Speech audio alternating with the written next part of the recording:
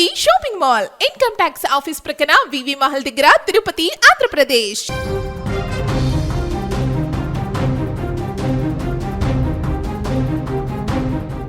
పసిడి ప్రియులకు ఇదొక ఊహించని ట్విస్ట్. నిన్నటిదాకా ఆకాశమే హద్దుగా ఎవరు అందుకోలేనంత ఎత్తులో చెలరేగిన బంగారం ధరలు ఇప్పుడు ఒక్కసారిగా కొంత తగ్గుముఖాలు పడుతున్నాయి. గురువారం ఉదయం మార్కెట్ తెరుచుకునే సమయానికి పసిడి ధరలు డమాలన్నాయి. ఏకంగా గంట వ్యవధిలోనే హైదరాబాద్ మార్కెట్లో వేల రూపాయలు కరిగిపోయి కొనుగోలుదారులను ఆశ్చర్యానికి గురిచేశాయి. అసలు రాత్రికి రాత్రే అంతర్జాతీయ మార్కెట్లో ఏం జరిగింది? ఒక్కసారిగా ఇంత భారీగా బంగారం ధర పడిపోవడానికి కారణం ఏంటి?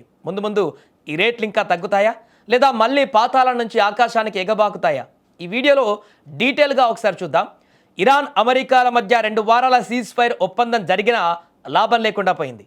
ఇజ్రాయెల్ ఇరాన్ల మధ్య ఉద్రిక్త పరిస్థితులు కొనసాగుతున్నాయి. ఇరాన్లోని చమురు రిఫైనరీలతో పాటు పలు ప్రాంతాలపైన ఇజ్రాయెల్ దాడులు చేసినట్టుగా తెలుస్తోంది. అంతేకాదు లెబనాన్ పైన ఇజ్రాయెల్ భీకర దాడులు చేసింది. ఈ దాడుల్లో 250 మంది చనిపోయినట్లుగా సమాచారం. పశ్చిమాసియాలో ఉద్రిక్త పరిస్థితుల నేపథ్యంలో స్టాక్ మార్కెట్లు మళ్లీ కుదేలయ్యాయి. నిన్న భారీగా పెరిగిన బంగారం ధరలు నేడు తగ్గుముఖం పట్టాయి. హైదరాబాద్లో 10 గ్రాముల 24 క్యారెట్ల బంగారం ధర 1,51,480 వద్ద కొనసాగుతుంది. బుధవారం ఆ ధర 1,53,820 వద్ద స్థిరపడింది. నిన్నటితో పోలిస్తే 2,340 రూపాయలు తగ్గిపోయింది. ఇక 22 క్యారెట్ల ధర 1,38,850గా ఉండగా నిన్న 1,41,000 వద్ద స్థిరపడింది. నిన్నటితో పోలిస్తే 2,150 రూపాయలు పడిపోయింది.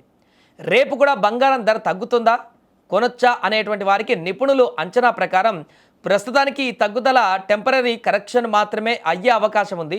గ్లోబల్ మార్కెట్లో ట్రంప్ వార్నింగ్స్, ఇరాన్ టెన్షన్స్ ఇంకా తగ్గలేదు.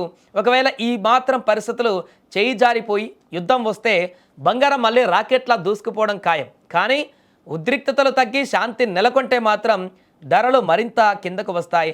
కాబట్టి అవసరం ఉన్న వాళ్ళు కొద్దిగా తగ్గిన ఈ సమయంలో కొనుగోలు చేయడం ఒక సేఫ్ ఆప్షన్ అని మార్కెట్ పండితులు చెప్తున్నారు.